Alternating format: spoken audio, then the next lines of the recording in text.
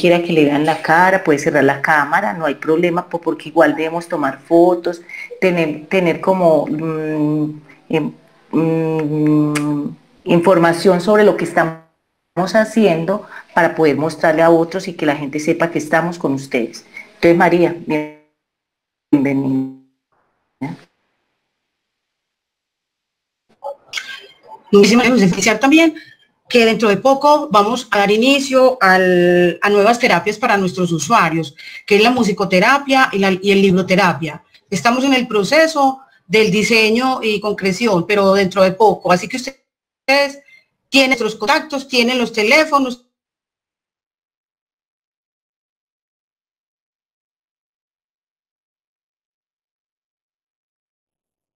Tienen los correos de hoy. Dándole la bienvenida pues a todos los que están conectados y nos quieren acompañar. Hoy nos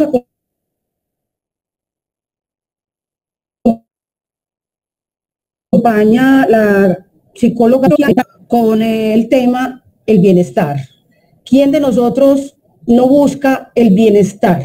O sea, es un tema que es de mucha actualidad y que de verdad nos sirve para todos los momentos de nuestra vida. Así que Yorladis es una gran amiga de la asociación y colaboradora. Bienvenida, Yorladis, si tiene la palabra. Buenas tardes, muchas gracias María por ese bonito recibimiento. Un saludo para todos los que están conectados y para ese momento vean la grabación. En 2019 empecé a hacer mis prácticas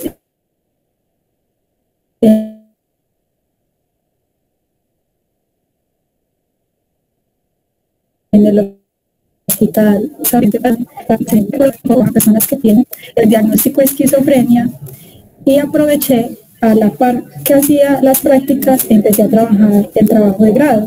El trabajo de grado voy a presentar, voy a dejar de...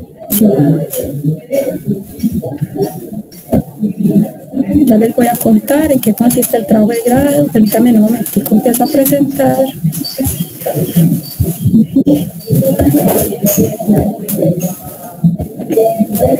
Es acerca de indagar por los indicadores de bienestar, qué tanta relación tienen con las dimensiones psicopatológicas, pero sobre todo en personas con diagnóstico de esquizofrenia. ¿Están viendo en este momento mi pantalla?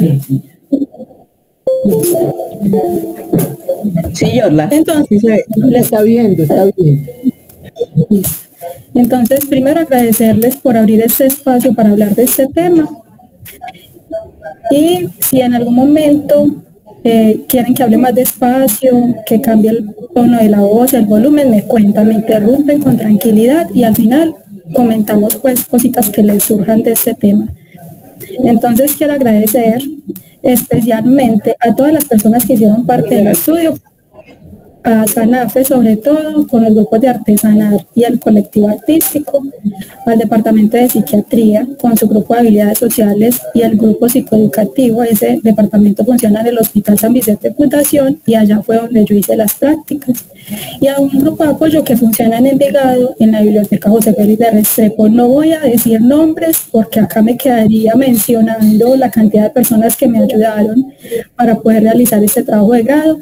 Y algo muy importante que no mencioné al inicio es que la asesora de este trabajo fue la profe Mercedes Jiménez Benítez, que es doctora en psicología clínica.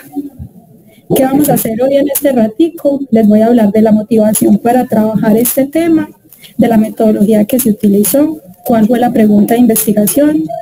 Vamos a conocer cuáles fueron las dimensiones psicopatológicas que se tuvieron en cuenta, qué es eso de salud mental positiva o bienestar, y ahondando un poquito en lo que es bienestar subjetivo, bienestar psicológico y bienestar social. Y aparte, pues a la par, mientras les voy mostrando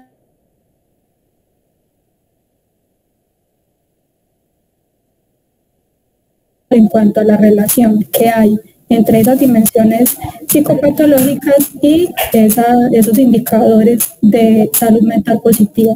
Y al final unas conclusiones para después entrar a la conversación. Quería traerles esta imagen que ya lo había hecho antes, que muestra que cuando uno va por la vida se va encontrando como un camino y todos los días puede vivir situaciones diferentes que le hacen sentir ciertas cosas. Acá nos muestran que esa partecita grisecita para algunos pueden ser días bonitos, para otros pueden ser interpretados como días malos, también pasan. Todo en la vida pasa, tanto lo bueno como lo malo. Entonces, por eso la quería compartir hoy. ¿Cuál fue entonces la motivación para hacer este trabajo de grado? Primero, aplicar la investigación científica para conocer el nivel de bienestar en las personas. El estigma que se tiene sobre las personas que tienen un diagnóstico de esquizofrenia, porque cuando escuchamos hablar generalmente de una persona que tiene un diagnóstico, empezamos a verlo desde sus síntomas, desde el malestar que le genera tener ese diagnóstico, y no nos paramos a ver que es una persona que tiene igual sentimientos, emociones, necesidades, sueños, pasa por un montón de cosas como cualquier otra persona. Entonces, como para intentar ver también esa parte bonita como persona que tienen las personas con esquizofrenia. ¿Qué se hizo en el trabajo de grado? Primero, se hizo una descripción acerca de todos los indicadores que se estudiaron por medio de unas encuestas. Se describió esos resultados y luego se empezó a analizar esos datos que estaban en esas encuestas que ahorita se las voy a mostrar para saber cómo estaba ese nivel de bienestar y cómo se relacionaba con esos indicadores, con esas dimensiones de psicopatología. ¿Cierto que están viendo que se está pasando las diapositivas? Sí. ¿Quiénes hicieron parte de la investigación? Hicieron parte 64 personas. Esas 64 personas llenaron unas encuestas durante alrededor de hora y media, 2 horas más o menos.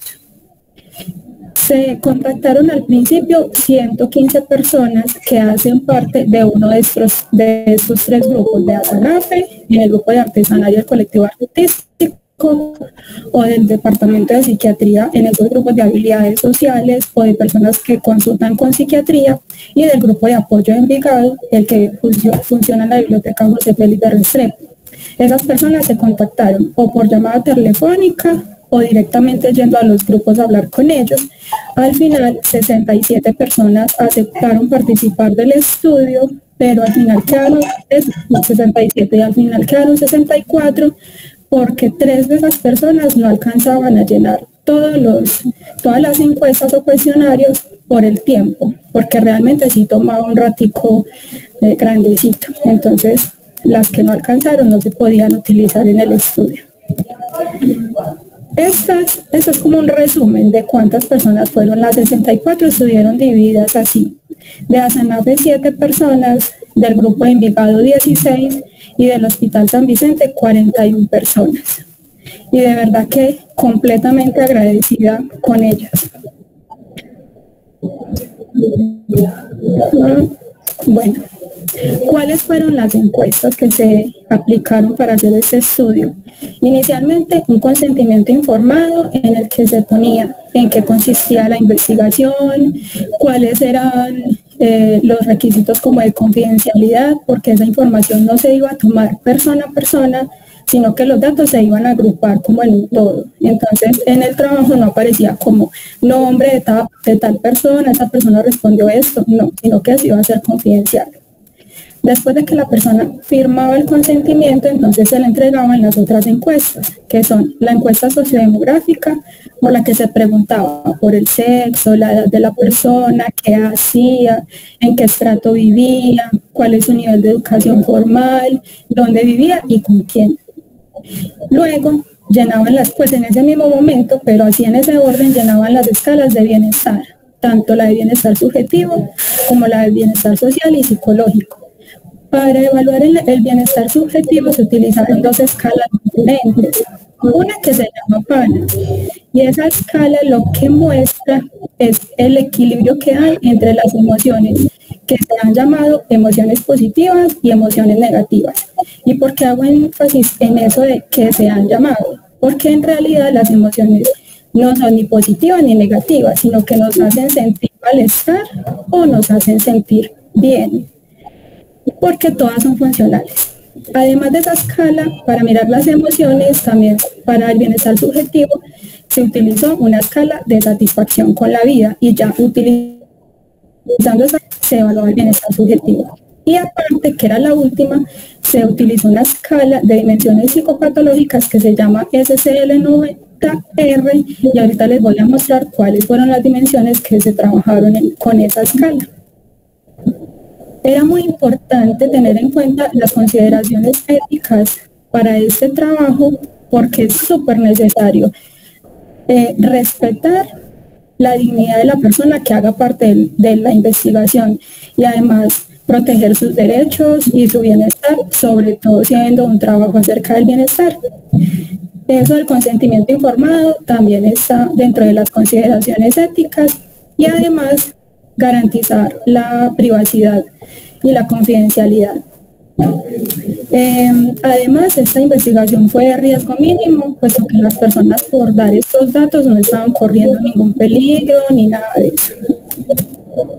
¿Cuál fue entonces la pregunta de investigación? Decía así, tal como lo dice en la diapositiva: ¿existe relación entre las dimensiones psicopatológicas y los indicadores de bienestar subjetivo, bienestar psicológico y bienestar social? En pocas palabras, una pregunta muy sencilla: ¿se puede estar bien teniendo una enfermedad mental? Y ese interés, como les mencioné ahorita, surgió porque no solamente las personas de afuera, pues las personas que ven desde afuera el diagnóstico, sino las personas que lo sienten muchas veces sienten que si tienen eso, no hay otra cosa bonita en la vida, solamente esos síntomas y ese malestar. Entonces, como también mostrarles a ellos que hay otras posibilidades, que aunque haya momentos supremamente duros, porque los hay, también hay momentos, como mostraba ahorita la imagen, que son bonitos y que se pueden aprovechar. Entonces vamos a entrar en materia. Primero les voy a mostrar cuál es la definición que se tiene en un manual grandotote que se llama DSM-5 acerca del trastorno mental o enfermedad mental. Entonces dice que el trastorno mental es un síndrome que se caracteriza por una alteración significativa del estado cognitivo, de la regulación emocional o del comportamiento del individuo. Y eso refleja en la persona en una disfunción de sus procesos psicológicos, biológicos y del desarrollo o del desarrollo. Y todo esto impacta en la vida, en el día a día. Habitualmente, los estados mentales o los trastornos más bien traen consigo un estrés y le generan a la persona una discapacidad para funcionar. Puede ser a nivel social, esa discapacidad, o a nivel laboral, o en otras actividades que normalmente la persona hace. Esa es la definición de trastorno mental para el DSM-5 y eso se tuvo en cuenta para hacer el trabajo. ¿Cuáles fueron las dimensiones que se trabajaron con esa encuesta que les mostré ahorita? Estas: la somatización, que es como ese malestar que la persona siente en el cuerpo, que pueden tener una base psicológica. Incluso yo vi que el año pasado se hizo una exposición acerca de ese tema y estuvo muy interesante. Si desean, yo creo que la pueden buscar en YouTube.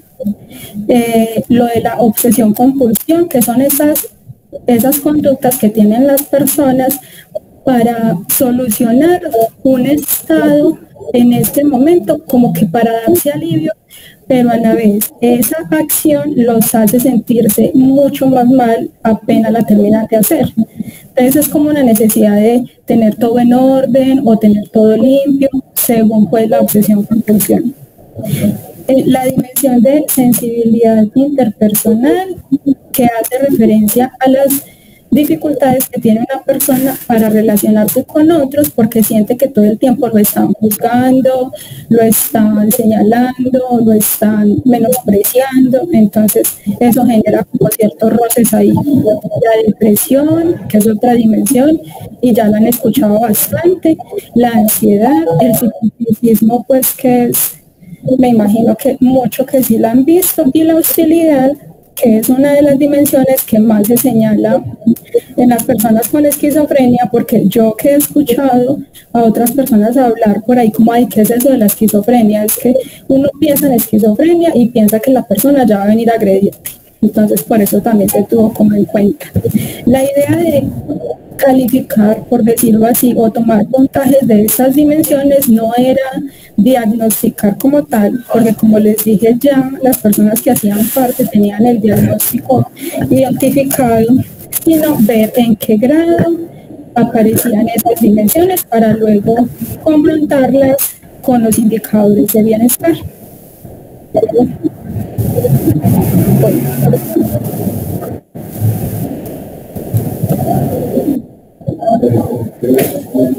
Este señor, Corey Keyes, es uno de los autores que más relevancia tuvo en el trabajo de investigación, porque él nos muestra un modelo que empezó a utilizar hace un buen tiempo. Enseguida se los voy a mostrar. Él es psicólogo, antropólogo y sociólogo estadounidense, y ha trabajado la psicología positiva y el tema de bienestar. Y él ofrece un concepto que se llama floreciente. Ese concepto aplica a las personas que tienen un estado de salud completo. ¿Qué significa eso? Que no tienen ni una enfermedad mental, pero sí tienen muy buena salud mental, y ya les voy a mostrar cuál es la diferencia entre esas dos. Habitualmente a nosotros nos han mostrado que si una persona tiene una enfermedad mental, entonces no tiene bienestar o salud mental. Es decir, si se ubica en este polo de tener un diagnóstico tal o un trastorno como tal, es como si se alejara del polo de la salud mental. Pero Corey Keyes dice que la cosa no es así. Dice que una cosa es el trastorno mental y otra cosa muy diferente es la salud mental. Entonces nos muestra que una persona puede tener un trastorno mental con índices altos de malestar y a la vez tener una salud mental adecuada.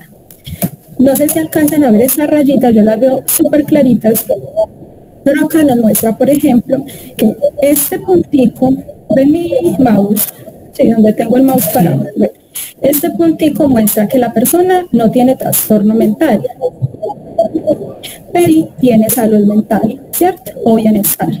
En cambio, esta persona sí tiene trastorno mental, porque mire que está arribita de la rayita que vemos acá, que muestra como el equilibrio. Sí tiene trastorno mental, pero también tiene salud mental. Y por ejemplo, esta tiene muy mal trastorno mental, o sea, está muy bajito, no le va a aparecer el trastorno mental, pero sí tiene salud mental. Y así, él muestra como es equivalente, como que no es que si una aparece, la otra desaparece, no, sino que las dos pueden coexistir. ¿Qué es eso de psicología positiva? ¿Qué es el enfoque que Keyes ha utilizado para hablar de esto? Es una perspectiva salutogénica. ¿Y qué significa? Que uno se interesa en las personas, en verles esas habilidades, capacidades personales, y no solo personales, sino sociales, que le permiten a la persona gozar de una buena salud mental, aunque exista un diagnóstico de enfermedad mental. Entonces, ¿por qué se habla de esto? Porque tradicionalmente la psicología se ha dedicado y ha puesto mucho esfuerzo en enfocarse y estudiar los aspectos negativos y patológicos de las personas, como el estrés, la ansiedad, la depresión, o sea, todo lo que tenga que ver con malestar es como el foco de estudio o de intervención. Mientras que la psicología positiva lo que intenta es mostrar los aspectos positivos de las personas en cuanto a la creatividad, la inteligencia, el humor, la sabiduría, las relaciones bonitas, la resiliencia. Entonces eso es lo que nos permite la psicología positiva, enfocarnos en las habilidades y las capacidades de las personas para contrarrestar esos momentos de malestar que pueden generar situaciones como un diagnóstico de esquizofrenia. Otra definición que se trabajó mucho fue la definición de salud mental, como nos dice acá. Según la ley 1616 del 2013, la salud mental es un estado dinámico que se expresa en la vida cotidiana a través del comportamiento. O sea, según lo que yo hago, muestro si tengo una salud mental.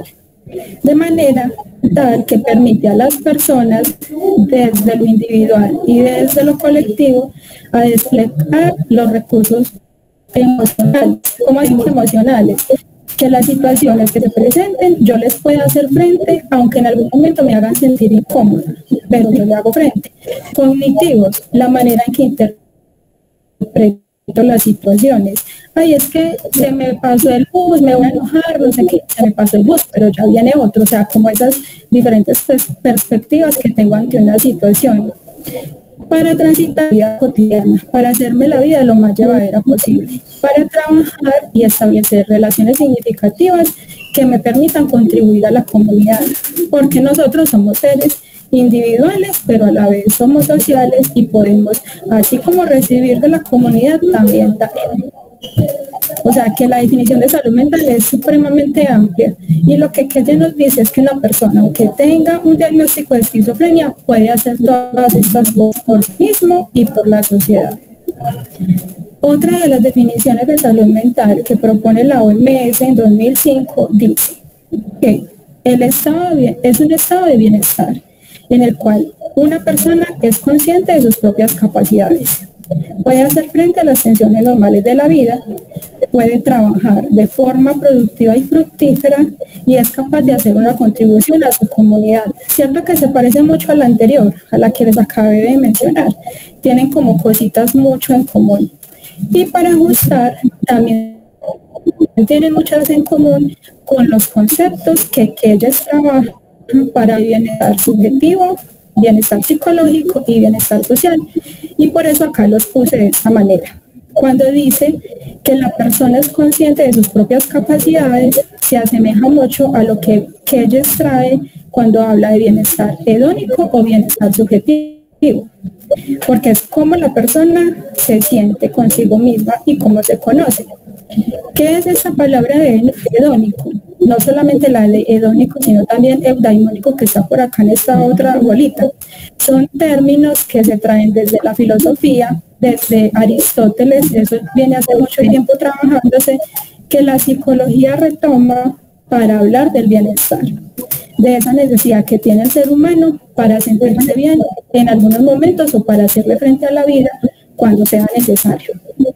Bueno, y volviendo a los conceptos, esta partecita que dice puede hacer frente a las tensiones normales de la vida es muy semejante a lo de bienestar hedónico o bienestar psicológico, como lo llama Keyes, porque la persona siente que tiene herramientas, que tiene recursos o que puede desarrollarlos para alcanzar sus metas, para hacer lo que desea hacer o para desarrollarse como persona. Otra partecita de la definición dice puede trabajar de forma productiva y fructífera, o sea que con lo que uno hace pueda resolver la vida cotidiana, comer, tener un lugar donde dormir, ¿sí? Acompañar a la familia, y eso pasa mucho en este grupo de personas que hicieron parte del estudio y se parece mucho a lo que llama Keyes también bienestar eudaimónico, bienestar psicológico. Estas dos tienen mucho en común, que tiene que ver con el bienestar psicológico. Y al fin, el bienestar social, que se asemeja mucho en la definición anterior a que es capaz de hacer una contribución a su comunidad. Eso es lo mejor que podemos hacer por todos. Por ejemplo, en esta ocasión, lo que hacemos en la asociación es eso, hacer muchas cosas en pro de otras muchas personas.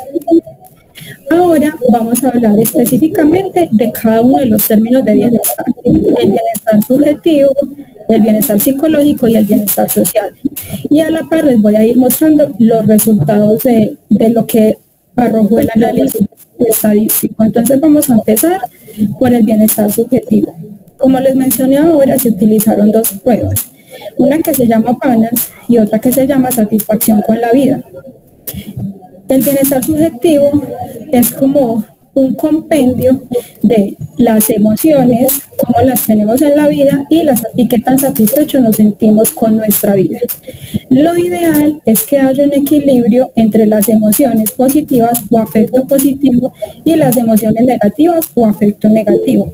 No pretendemos que el afecto negativo no exista. ¿Por qué? Porque el afecto negativo o las emociones negativas son muy funcionales en nuestra vida. Por ejemplo, si yo estoy en mi casa y llega alguien a darle golpes a la puerta súper duro, con ganas de tumbar la puerta, y yo me quedo tranquila ahí sentada viendo la novela, ¿qué va a pasar? Esa persona que quiere agredir mi casa se entra, roba y hace lo que sea y yo me quedo ahí tranquila. O yo saco a flote esa emoción negativa o afecto negativo, que como les dije ahorita no es que sea negativo porque funciona, me paro, exijo que se respete mi lugar en el que vivo y paro a la otra persona para que no me agreda. Entonces esa rabia que a mí me da en algunos momentos puede ser funcional.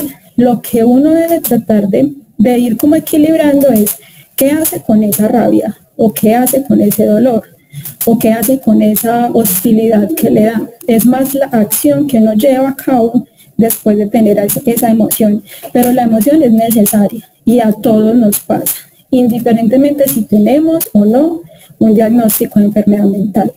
¿Qué es lo ideal? Que el afecto positivo o las emociones que nos hacen sentir bien sean más bastantes que las que nos hacen sentir mal.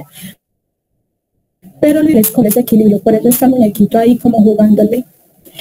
Y la otra parte es la satisfacción con la vida. Tanto como si yo me siento a pensar en lo que he vivido en el pasado, en lo que he hecho, en las relaciones que he construido, como si me siento y me pongo a pensar en lo que estoy haciendo ahora. Por ejemplo, yo estoy muy satisfecha de estar acá conversando con ustedes acerca de este tema, porque lo hice hace rato y no había tenido la oportunidad de contárselo a nadie así. O si me pongo a pensar en el futuro, si yo digo, para el futuro tengo tal plan, me gustaría hacer tal cosa, podría ir a tal parte, entonces que yo me sienta satisfecha con eso que estoy planeando para mi vida. Eso sería el bienestar subjetivo. Y esto del estado de ánimo, que no fue que lo tuviéramos así tan presente en los conceptos, pero sí quería traérselos porque influye mucho en las emociones, al final cómo me voy a sentir, se los traje para que lo tengamos en cuenta. El estado de ánimo, según muchas investigaciones, tiene que ver en el 50% de la predeterminación biológica, o sea, del temperamento. Nosotros hemos visto que los bebés desde que nacen, algunos son así súper orgullosos y gritan por todo, se ríen por todo, y otros son súper calmaditos. Entonces es como si uno desde que naciera tuviera como una forma de ser, ¿cierto? Entonces el estado de ánimo depende en el 50% de eso.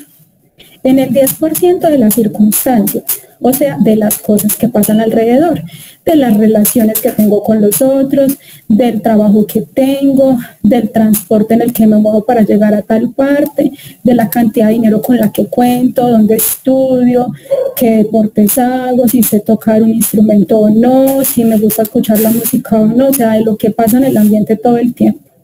Y 40% depende de las acciones deliberadas. ¿Cómo así que acciones deliberadas? Es como las decisiones que yo tomo en un momento determinado y en una situación específica. Por ejemplo, si yo estoy haciendo una fila para que me atiendan para recargar la cívica y llega una persona y se me mete en la fila, ¿qué voy a hacer yo con eso? O voy y le pongo problema a la persona o trato de entender por qué está haciendo eso y le doy el paso. O sea, todo eso que yo decida hacer con esa situación me va a llevar a que el estado de ánimo mío sea de una forma u otra. Y me parece que tiene un peso muy grande, 40%, porque son decisiones que nosotros tomamos para hacer o no ciertas cosas. O sea, podemos tomar la decisión, aunque tengamos ya de base una forma de ser y la situación nos ponga en una situación difícil, nosotros al final podemos decidir de qué manera actuar para que la cosa o se solucione o se emprobleme más. Y ahora, para mostrarles los primeros resultados, les voy a explicar un poquito cómo fue que analizamos los datos. Esto es una campana de Gauss, es como una línea que nos muestra cómo son los puntajes de determinada cosa. Por ejemplo, queremos saber la estatura de todas las personas que estamos conectadas en este momento. Tomamos los datos y los ponemos en una base de datos. ¿Qué nos va a mostrar la campana? En la parte donde dice medio se van a ubicar la mayoría de personas. Y ese puntaje va a depender de la estatura que tengamos nosotros. Por ejemplo, la mayoría, donde dice medio, está entre 1.56 y 1.62, por decirlo así. En esa barrita medio, que la montañita está más levantada, ahí está la mayoría de gente. Somos 25 personas. Y ahí en esa barrita, por decir algo, hay 18. Sí, eso como que muestra los puntajes medios de la población. En la parte donde dice bajo van a estar algunas personas que miden 1.47 o 1.50, por ejemplo. Y en la parte donde dice alto van a estar las personas que miden, por ejemplo, 1.72, 1.68, sí, como entre 1.68 y 1.72. Ahí van a haber más poquitas personas y por eso la línea está como más aplastadita. Eso fue lo que hicimos con los datos que obtuvimos en las diferentes escalas, mirar cuáles eran los puntajes medios, cuáles eran los bajos y cuáles eran los altos en la población que se evaluó. Entonces, para esa escala de bienestar subjetivo que ya les conté, que evalúa las emociones positivas y negativas y la satisfacción con la vida, encontramos que la mayoría de personas se encuentran en un puntaje medio de afecto positivo, o sea, de emociones personales de entusiasmo, actividad de alerta, y en unos puntajes medios de satisfacción con la vida. O sea, que se sienten a gusto con sus vidas y creen que las cosas les va bien. Mientras que en los puntajes bajos estaban la mayoría de personas con el afecto negativo. El afecto negativo está bajo, o sea, experiencias subjetivas de aflicción. Las personas que hicieron parte del estudio, la mayoría tenían afecto negativo bajo. Esos fueron como los resultados descriptivos. ¿Cómo se relacionaban esos resultados del bienestar subjetivo entre sí? El afecto negativo, que está bajo, no tuvo ninguna relación con el afecto positivo. ¿Qué quiere decir eso? Que así la persona tenga bajo o alto afecto negativo, o sea, tenga muchas emociones que le generen malestar o tenga poquitas emociones que le generan malestar, no cambia nada que el afecto positivo, o sea, las emociones que le generan bienestar, que lo hagan sentir bien, contento, animado, no influyen, no tienen ninguna relación. La persona puede estar como sea en su afecto negativo y el afecto positivo no se va a afectar. En cambio, sí tiene relación con la satisfacción con la vida. Si la persona tiene muchas emociones que le generan malestar, la satisfacción con la vida disminuye. La persona se siente menos satisfecha con su vida. Y por el contrario, si la persona tiene muchas emociones positivas, la satisfacción con la vida también aumenta. Eso fue lo que se encontró al correlacionar las escalas de bienestar subjetivo. ¿Qué pasó cuando correlacionamos las dimensiones psicopatológicas con las escalas de bienestar subjetivo? Que aunque había relación con muchos de los síntomas de las dimensiones psicopatológicas y el bienestar, solamente si la persona tiene síntomas de depresión, influye en la satisfacción con la vida. O sea, si la persona tiene síntomas de depresión, la satisfacción con la vida disminuye. De resto, no afecta ni el afecto positivo, pues no tiene relación, aunque tenga síntomas de obsesión, de sensibilidad interpersonal, de ansiedad, de hostilidad, no afecta para nada el afecto positivo, o sea que la persona puede sentirse bien a pesar de que cuente con esos síntomas. En cambio, si influye o cambia el afecto negativo. Si la persona tiene depresión, el afecto negativo se presenta con más frecuencia. Entonces, si la persona tiene depresión, la persona se va a sentir más desmotivada, y eso pues ya lo sabíamos desde antes, pero lo queríamos verificar con estos análisis y nos pareció muy interesante porque a pesar de que la persona con síntomas en la esquizofrenia sienta que los síntomas están ahí, la persona no le afecta el afecto positivo, pues no influye. La persona puede en algún momento sentirse contenta, sonreír, tener esperanza, tener buenas relaciones con los otros. Es muy interesante eso. Ahora vamos a hablar un poquito del bienestar psicológico. Esto es como un repasón así por encimita. Para evaluar el bienestar psicológico se tuvieron en cuenta todas estas dimensiones: la autonomía, o sea que la persona sea capaz de hacer cosas por sí mismo, solito, tomarse sus medicamentos, bañarse, comer solo, desplazarse. La autoaceptación, o sea que la persona sea consciente de lo que es, de lo que tiene y esté bien con eso, con cómo es y cómo se siente, se acepta. Del propósito en la vida, o sea que la persona tenga metas y trabaje para obtenerlas. Las relaciones con otros, que eso también entra casi que en lo de bienestar social, no solamente psicológico, solo que según cómo nos sentimos, somos capaces de relacionarnos con los otros, y por eso también está ahí. Del dominio del entorno, que es como la capacidad que uno tiene para adaptarse a un espacio que ya normalmente frecuenta o un espacio nuevo. Y del crecimiento personal, que es como esa variedad que podemos hacer en la vida propia para mejorar cada vez más. Todo esto es bienestar psicológico. ¿Qué pasó en los resultados? ¿Qué encontramos? Que casi todas las dimensiones, por no decir todas y todas, están en puntajes medios. Todas.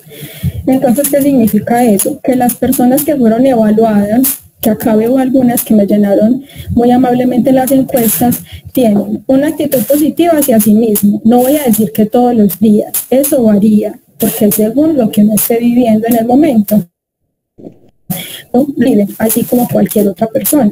A cualquier persona le pasa igual, hay días que está muy bien, otros días que no tan bien, pero en general las personas pueden tener actitud positiva hacia sí mismos, pueden tener independencia, autorregulación de conductas, o sea que en un momento determinado que la agresivos para defenderse son capaces de decir: espere un momentico, yo puedo tener control de mí. Sí, eso lo pueden hacer. Planear y direccionar metas, generar vínculos seguros con otras personas y desarrollar sus talentos, y eso sí que lo hemos visto sobre todo en esta opción con ese montón de talentos que tenemos, pues ustedes. Bueno, en cuanto a las correlaciones que hay entre las dimensiones de bienestar psicológico, encontramos que si una persona de estas que llenaron las encuestas tiene autoaceptación, su autonomía aumenta, igual que su control ambiental, o sea, la capacidad de adaptarse al medio, su propósito en la vida también aumenta, y aceptante con mismos, que es lo que nos gusta, cómo somos, no solamente físicamente, sino en nuestras habilidades, porque eso nos ayuda a desarrollar esas otras dimensiones que nos ayudan a estar un poco mejor en la vida, o mucho mejor, pensaría yo. Igual que si la persona tiene propósito en la vida, o sea, tiene metas, sabe qué quiere hacer, para qué, cómo lo puede hacer, y empieza a planear, puede alcanzar mayor autonomía y puede tener mejor crecimiento personal. Con control ambiental no se encontró ninguna relación. O sea, si la persona tiene un propósito en la vida, no se encontró que el control ambiental, o sea, la capacidad de adaptarse, bajara o subiera. Y en cuanto a la relación que se encontró de las dimensiones psicopatológicas con esos indicadores de bienestar psicológico, se encontró casi lo mismo que en la otra. Si la persona tiene síntomas de depresión, el propósito en la vida disminuye y la autoaceptación disminuye. No tiene relación con la autonomía. Si la persona tiene síntomas de psicoticismo, no se encontró relación con propósito en la vida, pero sí con la autoaceptación. O sea, la autoaceptación disminuye y no se encontró relación con autonomía. Si la persona tiene sensibilidad interpersonal, o sea, esa dificultad para relacionarse con los otros porque se siente juzgado, por ejemplo, o tiene ansiedad, la autonomía disminuye. Y según estas dimensiones de somatización, o sea, cuando la persona empieza a sentir en el cuerpo el malestar porque algo no le salió bien, entonces le empieza como a doler el cuello, o se peleó con la hermana, entonces empieza como a dolerle las piernas, ya no quiere caminar. Eso es somatización, como les mostré ahorita. O si tiene opción compartida, donde no se encuentra relación con ninguna de las dimensiones de bienestar psicológico. O sea, que si la persona tiene esos síntomas, no cambia el propósito en la aceptación, no cambia la autonomía, no, es como si no tuviera una relación directa. Eso es una buena noticia porque quiere decir que si las personas tienen esos síntomas, no necesariamente su bienestar psicológico va a disminuir. Y ya la última forma de bienestar es el bienestar social. El bienestar social evalúa la integración social, o sea, la capacidad que tiene la persona para estar con otras personas, sea en la familia o con los amigos o en la institución educativa, incluso en la calle. La aceptación social, o sea, la capacidad que tengo yo para aceptar las diferencias en los demás, porque eso a veces nos hace mellitas. Pero es que este es moreno, pero es que no es moreno, entonces no me gusta. Pero es que este es bajito, pero es que mira, es que bajito, qué pereza. Pero es que este va con un bastón. O sea, como aceptar eso, aceptar que el otro sea diferente. O es que este se comporta así, habla duro, o habla pasito, o no se le entiende, o va diciendo groserías. O sea, como no dejarme afectar por esas cosas que el otro hace o es. Eso es la aceptación social. En el social y intenta como ver qué tanto interés tiene la persona para darse cuenta de lo que pasa en su ambiente, o en su casa, o en su barrio, o en el mundo, viendo las noticias, o conversando con el otro, o estando dispuesto a participar, por ejemplo, de espacios como este, o como otros espacios que dispone a Sanafe para como compartir ahí. También la contribución social, que también tiene que ver mucho con el trabajo que hace a Sanafe, porque muchas de las cosas, no todas, muchas no, todas las cosas que se hacen, que hace la Junta, todos los esfuerzos que hacen para abrir espacios, esos son contribución social que hacen las personas que trabajan para Sanafe y que disponen a todos nosotros esos espacios para aprender. Eso es como la disposición que tiene uno para ser voluntario, para ayudar en algo que beneficia a muchas personas. Eso sería la contribución social. Y la coherencia social es como esa valoración que hacemos de las circunstancias o de nuestro propio funcionamiento dentro de la sociedad. O sea, que yo sepa qué estoy haciendo para ayudar a los demás, o a la sociedad, o a mi familia, o a mis vecinos, porque no me tengo que ir a ayudar a todo el mundo por allá en un país que no conozco, sino que esas acciones que ayudan a los demás las puedo hacer desde mi casa. Entonces, ¿qué tanta coherencia tengo yo como persona para ayudar a los otros? Eso sería la coherencia social. Esos son los indicadores que evalúa bienestar social y que se encontró en las personas que se evaluaron, que esas personas tienen sentido de pertenencia, que son útiles para la sociedad porque hacen cosas para ayudar a otros, que pueden confiar en la comunidad, aunque a veces sea muy difícil, yo lo sé, salir y sentirse señalado o como mirado de una manera extraña.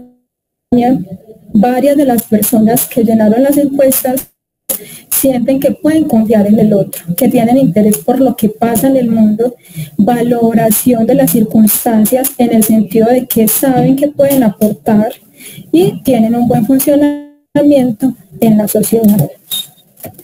Cuando correlacionamos las dimensiones de bienestar social entre la escala de bienestar social solita, se encontró que una puntuación total de la escala, mientras más subía la puntuación total, más subía la integración social en las personas, igual que la aceptación y la coherencia. O sea que las personas, si tenían buen bienestar social según la escala completa, es porque se aumentaba la integración, eran capaces de estar con los otros, aceptar a los otros tales cuales eran y saber muy bien cuál es su papel en la sociedad. Y al relacionar estos indicadores con las dimensiones psicopatológicas, se encontró que si una persona tiene síntomas de obsesión-compulsión, la integración, o sea, la relación con los demás, disminuye por los síntomas de obsesión-compulsión.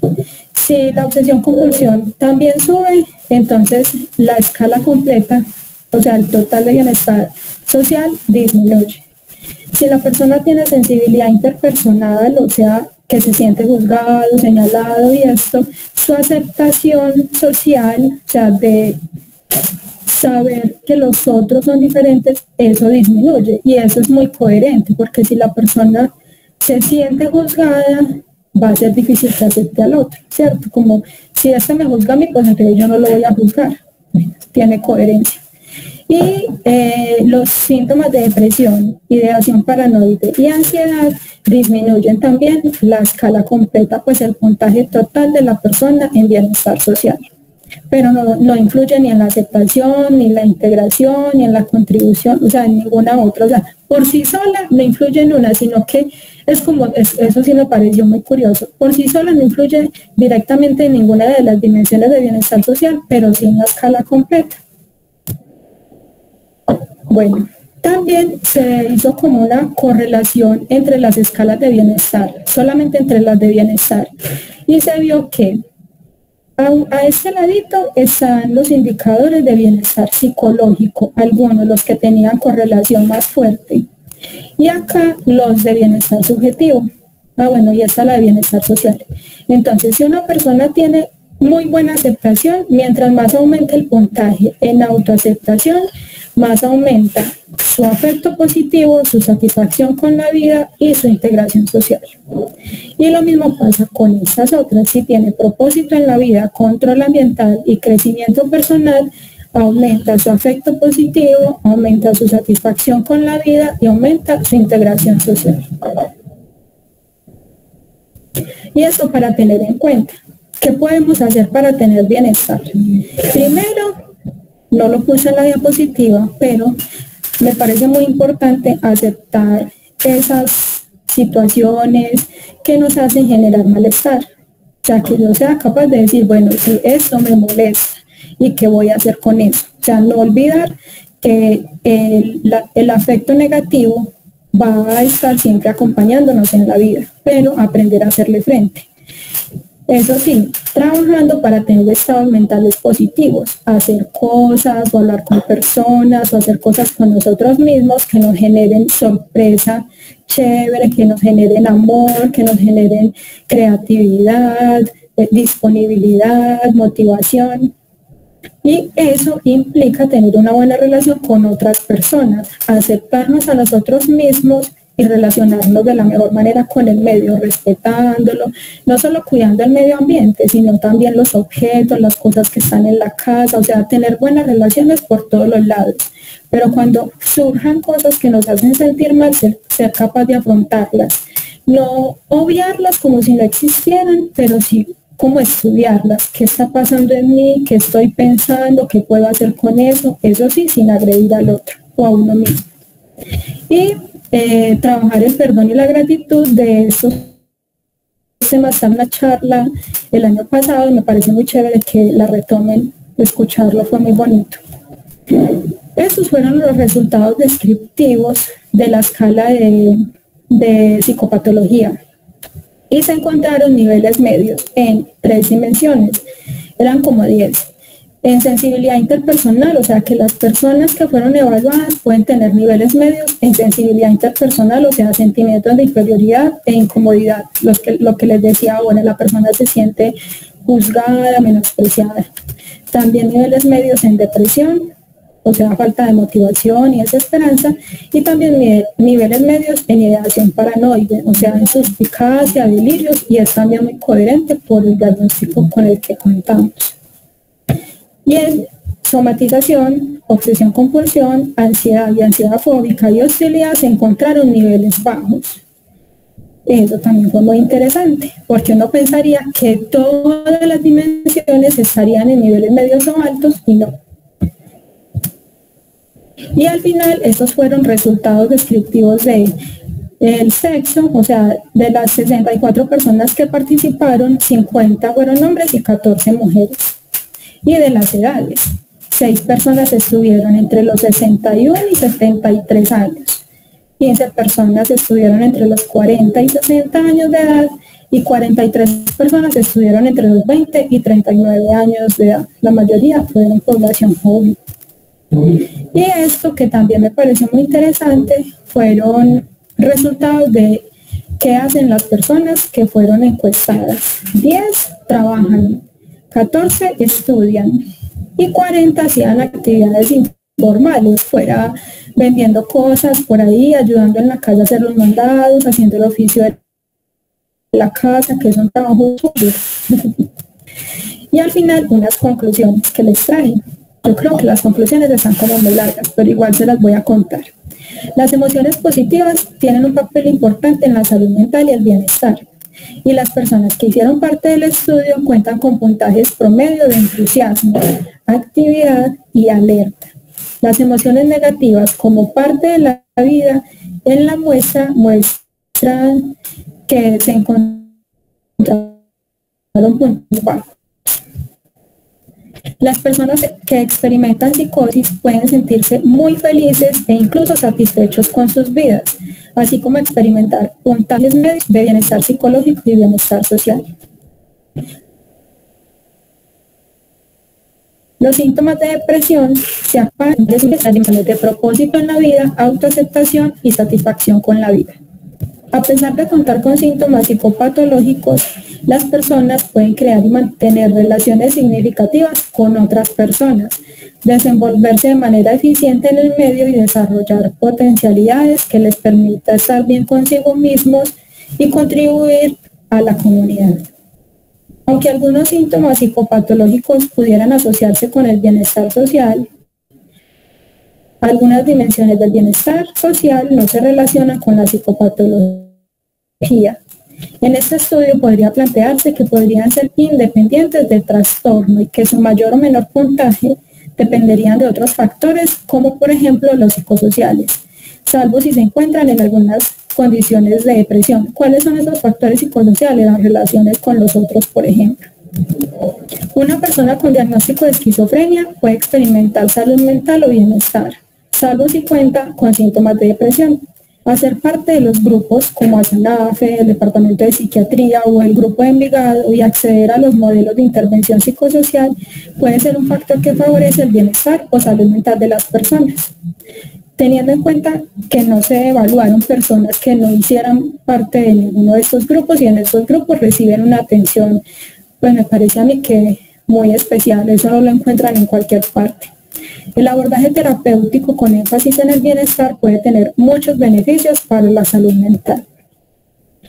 Lo que deriva de esta investigación es la idoneidad de contar con esos indicadores de bienestar, de salud mental positiva en los programas de atención para poder diseñar estrategias específicas que vayan más allá del manejo del seguimiento a la enfermedad y que se dirijan a mejorar la vida de las personas. Se podría ampliar esa investigación aumentando el número de personas que hacen parte de los grupos o de personas que no consultan el modelo de intervención psicosocial, ampliando las variables sociodemográficas y hacerlo en diferentes ciudades. Sería muy interesante como poder hacer la comparación entre personas que hacen parte de los grupos y personas que, aunque tengan el diagnóstico, no asistan a ningún tipo de atención.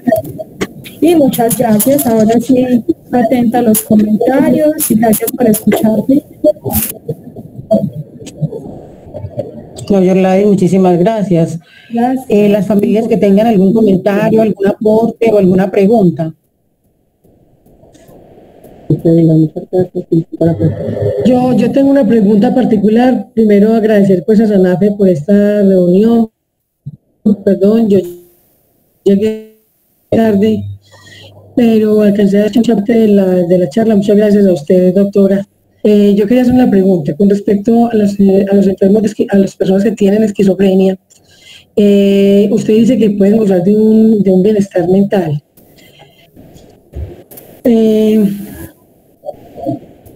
No sé cómo, o sea, mi hermano se encuentra en este momento interno y está próximo a salir. Mi hermano es una persona que ha manifestado comportamientos, por ejemplo, de no acato a las normas, no acato a las reglas, no se toma la medicación, y fuera de eso presenta consumo. Entonces, ¿usted cree que una persona como mi hermano puede alcanzar, y qué tips o qué nos recomienda para ayudarle a alcanzar ese bienestar mental? Porque me gustaría mucho que usted nos ayudara con eso nosotros. Muchas gracias. Bueno, no, a ti gracias por la pregunta. Es una pregunta muy interesante.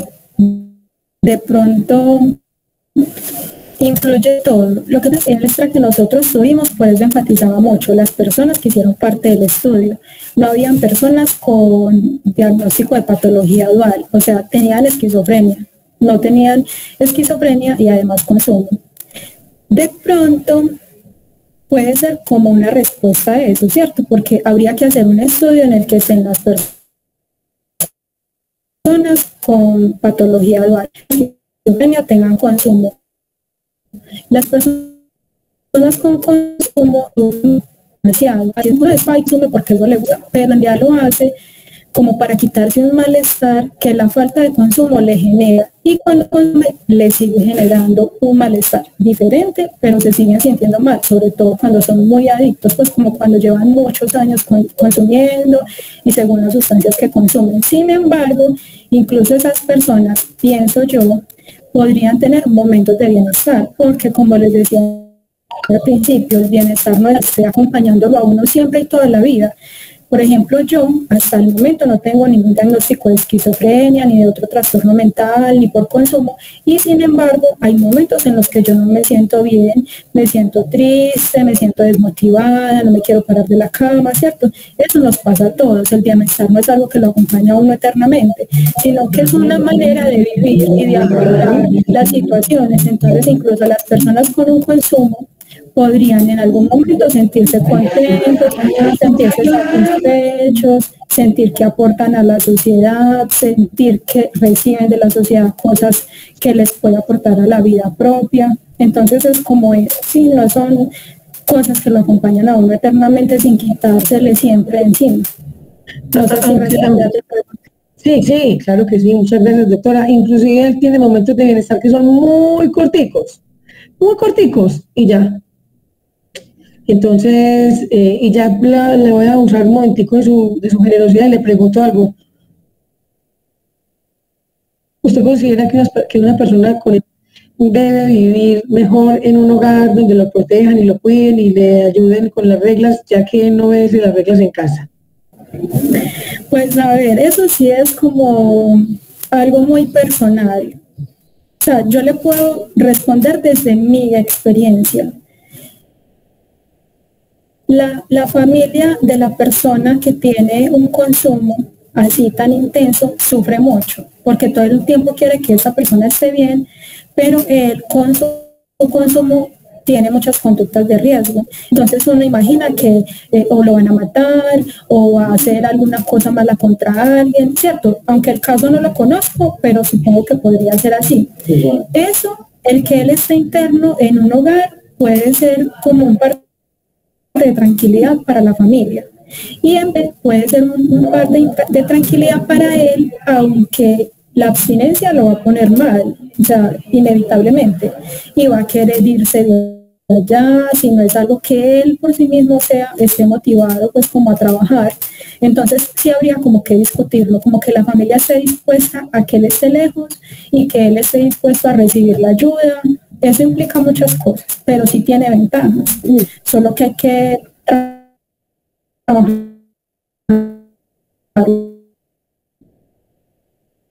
con cuidado, porque en general no está Y más con esa estrategia que no tiene su voluntad y sus cosas bien cuadradas. Muy bien, doctora. Muchas gracias, mi amable. A usted, muchas gracias. Doctora, muchas gracias por todo. Hasta luego. No, y que iba a preguntar. Yo le iba a preguntar. Bueno. Ya se va. Hola. Hola. Para preguntarle, pues, que el hijo mío, cuando no uno lo deja hacer, que se fue. No, está hablando. Hola. Te estamos escuchando, dale tranqui. Es que el hijo mío, cuando uno no, por ejemplo, yo le digo que no haga una cosa y cuando uno le lleva la contraria, él se enfurece. Le da mucha rabia, hasta le tira a uno. Eso sucedió la semana pasada, que yo no le iba a dejar tomar unas pastillas y me agredió. Y es porque uno no le deja hacer lo que quiere.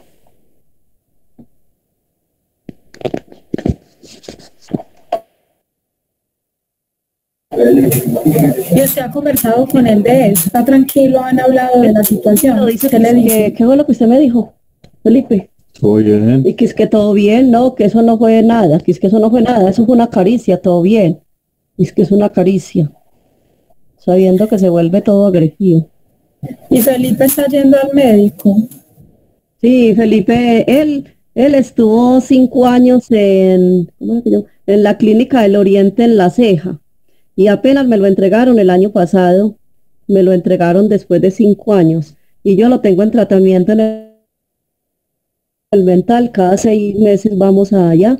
Inclusive allá fue donde la doctora Paula me aconsejó de este programa.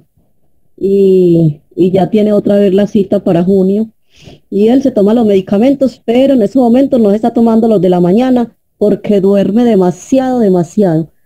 Ahorita lo tuve que levantar a decirle que ya iba a empezar la reunión a las 2, porque diario es a la mediodía, 1, 2, 3 de la tarde se levanta. Entonces se está perdiendo toda la medicina a la mañana. Muchas gracias. Felipe, ¿qué tal si te levantas temprano, te tomas el medicamento y te vuelves a acostar? Para que duermas otro rato y así no pierdas el medicamento que lo necesitas. Ah, sí, también puede ser eso. También puedo hacer eso. Sí, porque si le das sueñito, pues nada más rico que dormir con sueñito, pero si necesitas el tratamiento, haces un esfuercito, 5 minutos, 10, comes algo, te lo tomas y otra vez a dormir. Creo que eso te sentaría bien. Hacer ejercicio. Y también le quería comentar de lo que usted ahorita dijo para anotarse en la hidroterapia y a las terapias así de, ¿cómo puede ser? ¿Cómo se hace?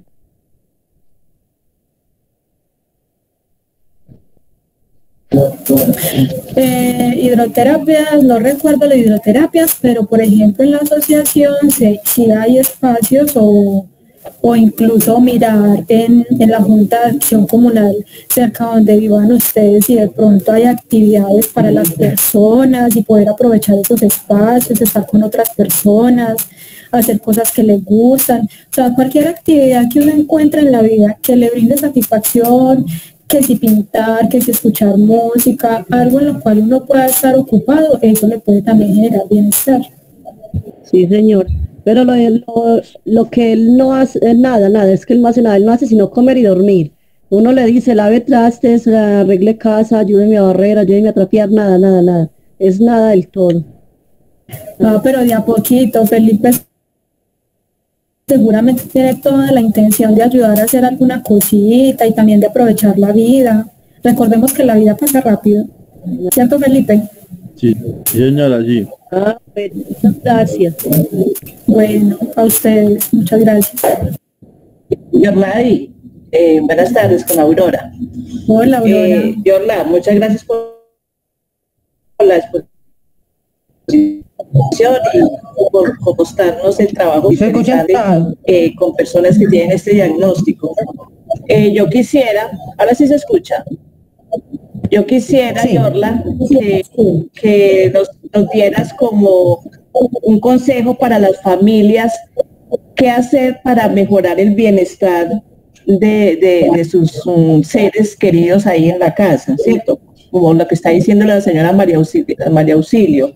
Y para los profesionales que de pronto están aquí en esta reunión, como ¿qué podríamos nosotros dar de ayuda para las familias? Bueno, esa pregunta está muy general porque lo que a uno le gusta porque depende mucho de lo que uno es, ¿cierto? Entonces habría como que mirar persona a persona, qué es, qué le gusta, cómo se siente bien, pero nadie más que ustedes, como acompañantes de sus familiares, saben a quién tienen al lado. Y si todavía no conocen cuáles son los gustos de esa persona que están acompañando, que tiene ese diagnóstico, empezar a indagar, pero no así como, siéntese ahí y dígame qué le gusta, porque una vez ni siquiera sabe. Entonces es empezar a hacer cosas que de pronto antes no han hecho y empezar a indagar qué nivel de satisfacción le brinda esa actividad a la persona. Por ejemplo, en estos días yo me encontré con alguien que estaba como tarareando una canción. Ella tiene esquizofrenia. Y yo le pregunté qué era lo que estaba tarareando, porque estaba así toda entusiasmada y empezó a decirme, terminamos buscando la canción en YouTube y estaba feliz, solamente escuchando la canción. Entonces es como observar mucho qué está haciendo esa persona que estoy acompañando y en qué momento se siente bien. Hay como una medio ceñita de que eso que está haciendo lo satisface, lo hace sentir bien, pleno, tranquilo. Pero para eso hay que conocerlo, acompañarlo, observarlo, ser muy paciente, muy tolerante, eso sí, con límites, así como nos dicen cuando estamos criando niños pequeñitos, que el amor con disciplina es supremamente fundamental. No es todo amor, todo cariño, haga lo que quiera, sino tiene límites, tiene responsabilidades, hay normas, hay reglas, aunque con amor te pido que lo hagas, ¿cierto? Como ir en ese equilibrio siempre. Muchas gracias, Yola. Yo tengo, por favor, la palabra un momento. Antes que todo, felicitar porque me encantó la exposición. Muy contenta de saber que la exposición va a quedar en YouTube, porque creo que ahí hay muy buenos elementos para comenzar a trabajar en torno a la pregunta que hizo Aurora, porque entonces realmente de observación con nuestro ser en la casa, ¿cierto? A ver exactamente cómo están comportándose ante cada uno de esos elementos y qué le gusta. Entonces, me parece importantísimo. Realmente me siento como corta para hacer preguntas porque veo que debo estudiar más esa exposición. Por ejemplo, la gráfica en la primera 15, en donde se mostraba la relación entre trastorno mental y salud mental, también fue una sorpresa porque prácticamente creo que casi todos nos ubicamos en la parte final de la gráfica, en donde mostramos que si hay trastorno mental no hay salud mental. Entonces, las posibilidades que se muestran en la gráfica me parecen como muy positivas.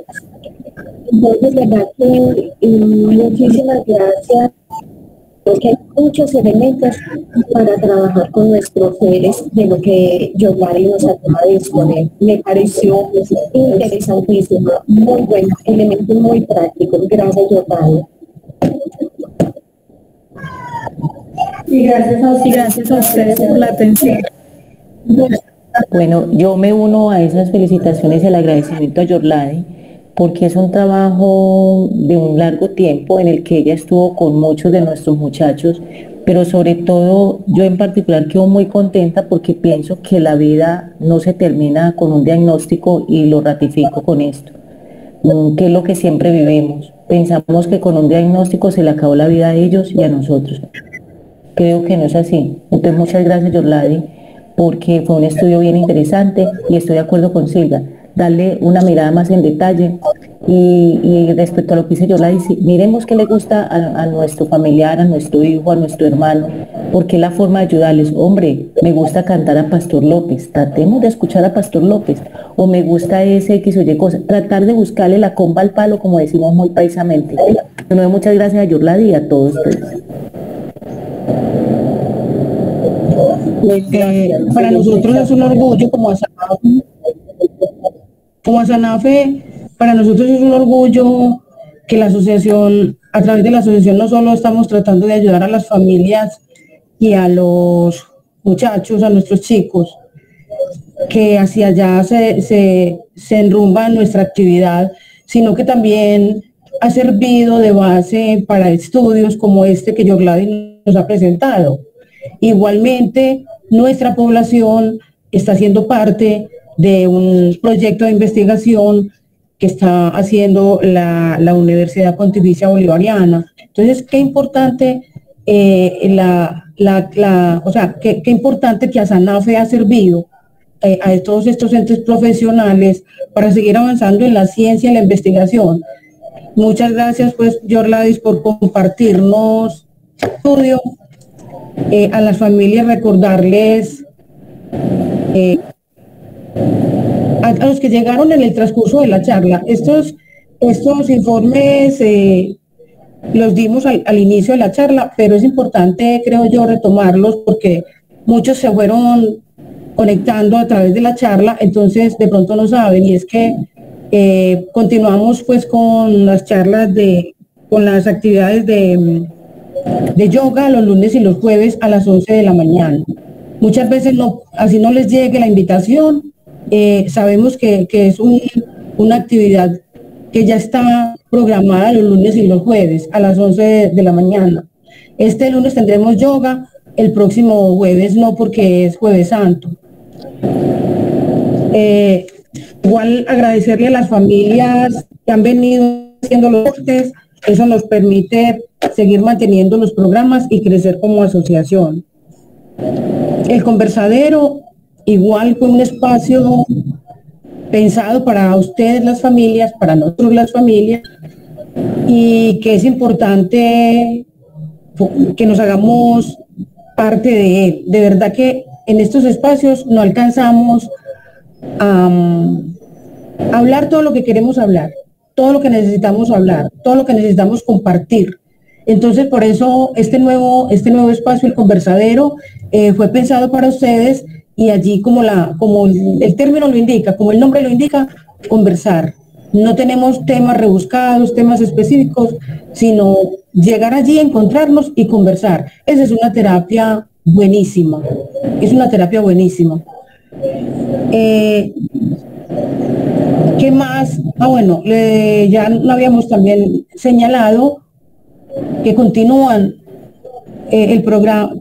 con el programa Artesanar, que afortunadamente este año lo iniciamos ya presencial. Los chicos están felices de recuperar su espacio, están muy contentos, martes y jueves, los martes en Envigado y los jueves en la biblioteca de EPN. No sé qué se me queda en el tintero, si algo falta, por favor, me ayuda. Josefina. No, María, lo hiciste muy bien. Sí, que retomen pues las actividades que tenemos, aprovechenla. Los lunes es espectacular, vuelvo a insistir en lo del conversadero, siempre nos acompaña la doctora Marta Maya, el sobrino pues que también es psicólogo, y lo hacen desde la perspectiva humana, no clínica, sino humana, en la que todos nos escuchamos. Entonces aprovechemos y listo, los esperamos. Yoga, mire, yo les doy un consejo, casi nunca les gusta nada, creo que todos hemos vivido. A nuestros familiares casi nunca les gusta nada, pero hay que lucharle, hay que intentar, hagamos yoga, bueno, no, aunque sea acompáñeme y estírese, uno se hace ahí, puede que uno se estire y él no, pero algún día llegará. No quiero ir a artesanar, pero cuando van, disfrutan.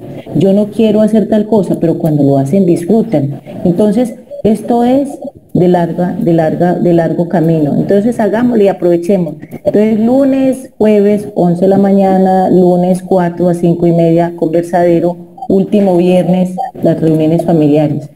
Entonces, martes y jueves, artesanal presencialmente, sí con inscripción previa, acuérdense que es que ya tenemos el aforo. Entonces, listo, y que disfruten muchísimo. Josefina María, también pues que al principio lo mencionaron, el tema de la libroterapia o el club de lectura.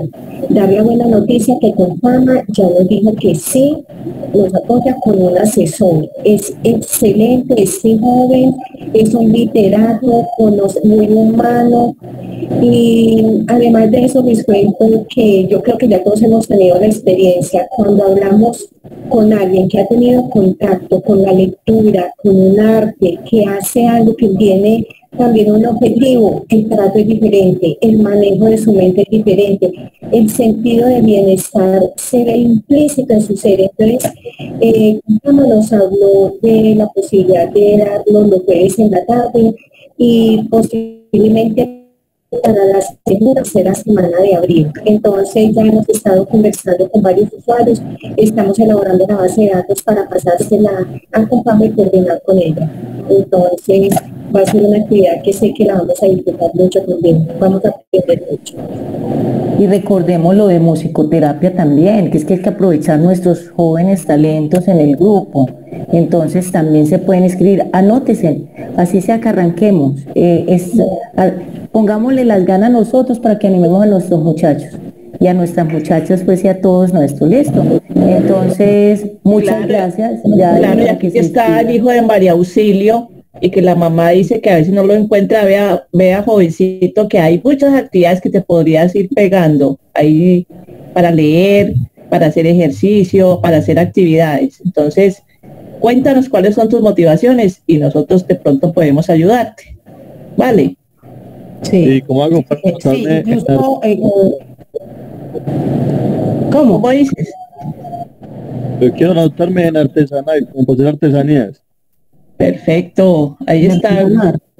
Ya quedó anotado, mijo. ¿Listo? Ya quedó comprometido. ¿Listo? Sí, te contactamos. Contactamos a los chicos para libroterapia. Decía uno de ellos que la lectura es para callar las voces. Imagínense qué herramienta, pues qué definición tan linda. Y cómo ellos mismos encuentran herramientas que les ayudan. Entonces decía que la lectura le ha servido para callar las voces. Bonito. Yo quisiera que la doctora Marta Maya nos dé una motivación, el por qué es importante el yoga. Y cuando participan, ¿qué pasa? Por favor, ahí le doy la palabra. A ver, pues, el yoga es muy importante porque nos facilita un crecimiento no solamente físico, sino también emocional y espiritual. Nos conecta como seres universales donde todos realmente somos uno, y a nivel individual nos proporciona esa posibilidad de reflexión, de paz interior y de estar mucho más cómodos en nuestro cuerpo, porque las asanas o los ejercicios físicos que se hacen, pues en primera instancia nos relacionan con la respiración. Aunque es una función vital, olvidamos después de la infancia a aprender a respirar. Entonces nos enseña técnicas de respiración, nos hace que nuestro cuerpo sea más flexible, y al tener un cuerpo flexible, como el cuerpo y la mente son una sola unidad, nos hace que también mentalmente seamos mucho más flexibles.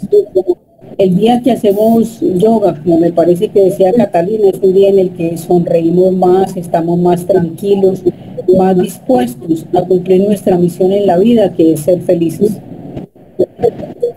Pues muchas gracias. Y así no nos paramos solo en las pestañas, sino también en la cabeza. Un día de estos. ¿Sí o no? Así es. Bueno, esperamos pues, entonces recuerden el lunes, para que arranque la Semana Santa bien juicioso. Lucy, que usted que está que se habla, entonces la necesitamos ahí en yoga, aunque sea se estira un poquito.